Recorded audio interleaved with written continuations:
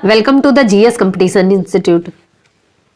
चलिए, ज़्यादा से ज़्यादा लोग आके जुड़े आके और देखे आके अपने डेली की क्लास को कैसे हम यहाँ पे करते हैं। सभी बच्चे लाइक कमेंट करते जाएंगे जय हिंद जय भारत का, और सभी लोग पेन कॉपी लेके बैठेंगे ताकि जितने सारे इंपॉर्टेंट क्वेश्चन हम यहाँ पे करते हैं वो अपने नोट्स में नोट करते जाएंगे। आए सभी, ज़्यादा से ज़्यादा लोग आके जुड़ा करें और देखा करें अपनी डेली की क्लास को। चलिए देखते हैं आज का मोटिवेशनल कोट क्या है। जितना कठिन संघर्ष होगा जीत उतनी ही शानदार होगी। चलिए देखते हैं आज का पहला क्वेश्चन क्या है।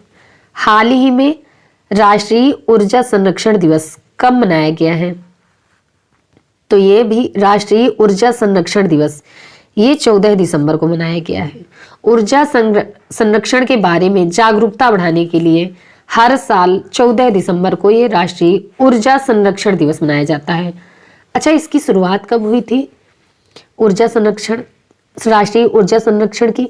तो इसकी शुरुआत 1991 में, तब से इसे लगातार 14 दिसंबर को मनाया जाता है।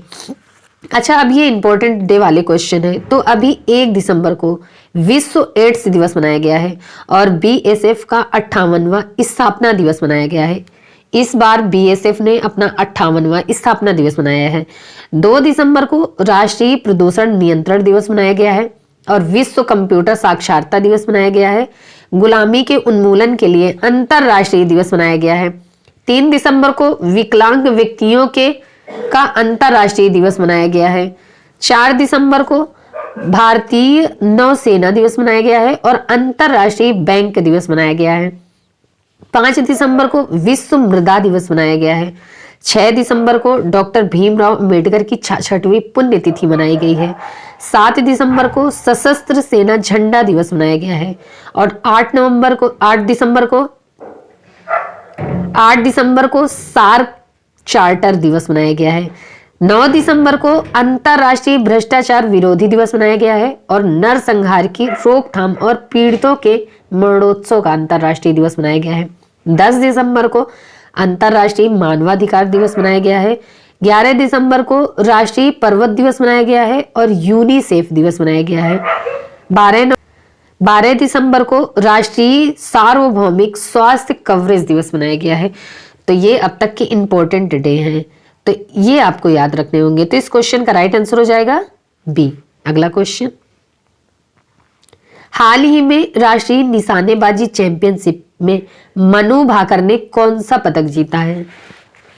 तो ये भी राष्ट्रीय निशानेबाजी चैंपियनशिप में मनु भाकर ने 10 मीटर पिस्टल जूनियर महिला स्पर्धा में स्वर्ण पदक जीता है। ये है मनु भाकर और इन्होंने ही अभी भोपाल में राष्ट्रीय निशानेबाजी चैंपियनशिप में 10 मीटर पिस्टल जूनियर महिला स्पर्धा में गोल्ड मेडल जीता है। तो इस क्वेश्चन का राइट आंसर हो जाएगा बी। अगला क्वेश्चन, हाल ही में किसने BWF female para badminton player of the year award जीता है? तो ये भी मनीषा रामदास ने BWF female para badminton player of the year award जीता है। BWF यानी कि badminton world federation female para badminton player of the year जीता है। अच्छा, अभी अवनी लेखरा को para sports personal of the year का पुरस्कार मिला है और गांधी मंडेला पुरस्कार से दलाई लामा को सम्मानित किया गया है। अजीत अंजुम और आरफा खानन को कुलदीप नैयर पत्रकारिता से सम्मान मिला है और फ्रांसीसी सरकार द्वारा अरोड़ा साईराम को सिवेलियर पुरस्कार से सम्मानित किया गया है। प्रसिद्ध मलयालम उपन्यास ए सेतुमाधवन को एचुथाचन पुरस्कार के लिए चुना गया है और 2022 के सर सैयद उत्कृष्टता पुरस्कार से बारबरा मेटकॉफ को सम्मानित किया गया है। रतन टाटा को समाज सेवा के लिए सेवा रत्न पुरस्कार से सम्मानित किया गया है और कर्नल स्वरूप सिंह ने अल्ट्रामैन इंडिया का खिताब जीता है। तो ये रिसेंटली अवार्ड हैं, तो इनको आप याद रखिए। तो इस क्वेश्चन का राइट आंसर हो जाएगा बी। अगला क्वेश्चन, हाल ही में ग्रामीण भारत में वित्तीय समावेशन के लिए स्पाइस मनी ने किस बैंक के साथ भागीदारी की है? तो ये अभी एक्सिस बैंक के साथ। ग्रामीण भारत वित्तीय समावेशन के लिए स्पाइस मनी ने एक्सिस बैंक के साथ भागीदारी की है। अब एक्सिस बैंक, तो ये है एक्सिस बैंक। एक्सिस बैंक की स्थापना 1993 में। इसका हेडक्वार्टर कहाँ पे है? इसका हेडक्वार्टर कहाँ पे है? मुंबई में। और इसके प्रेजेंट टाइम पे एमडी एंड सीईओ कौन है?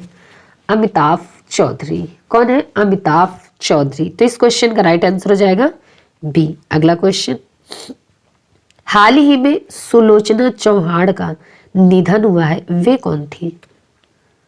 तो सुलोचना चौहान ये एक प्रसिद्ध गायक थी। ये एक प्रसिद्ध गायक थी और अभी 92 वर्ष की उम्र में इनका निधन हो गया है। ये थी प्रसिद्ध मराठी लावणी सिंगर सुलोचना चौहान और अभी 92 वर्ष की उम्र में इनका निधन हो गया है। तो इस क्वेश्चन का राइट आंसर हो जाएगा बी। अगला क्वेश्चन, हाल ही में किस देश ने नेक्स्ट जनरेशन के लिए वर्ल्ड फर्स्ट टोबैको लॉ पारित किया है? तो ये भी न्यूजीलैंड ने नेक्स्ट जनरेशन के लिए वर्ल्ड फर्स्ट टोबैको लॉ को पारित किया है। अच्छा, न्यूजीलैंड ने दुनिया में पहली तरह का वर्ल्ड फर्स्ट टोबैको लॉ पारित किया है। अब ये क्या है वर्ल्ड टोबैको लॉ?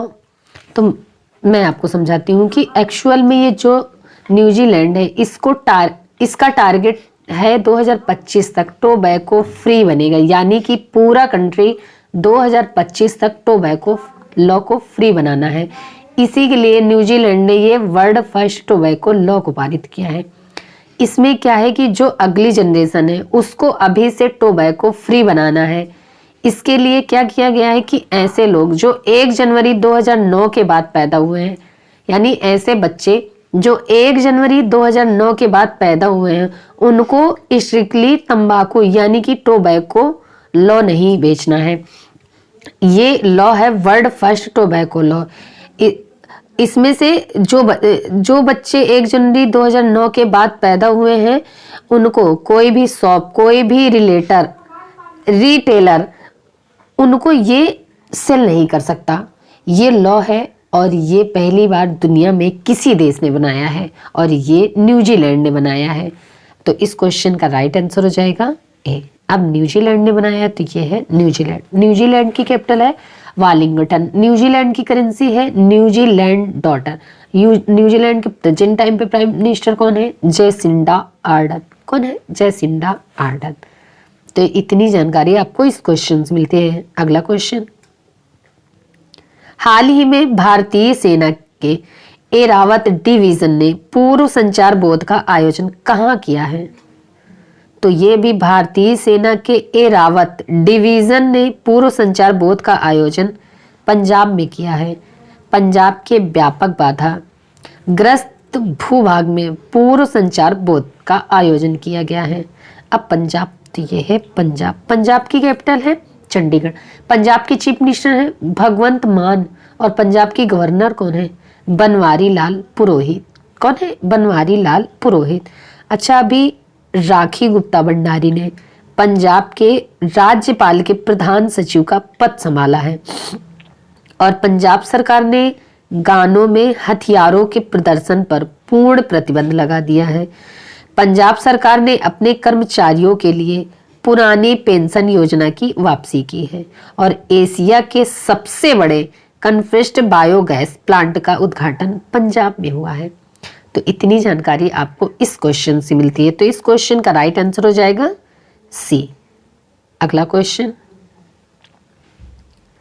हाल ही में भारत अंतरराष्ट्रीय विज्ञान महोत्सव कहाँ आयोजित किया जाएगा?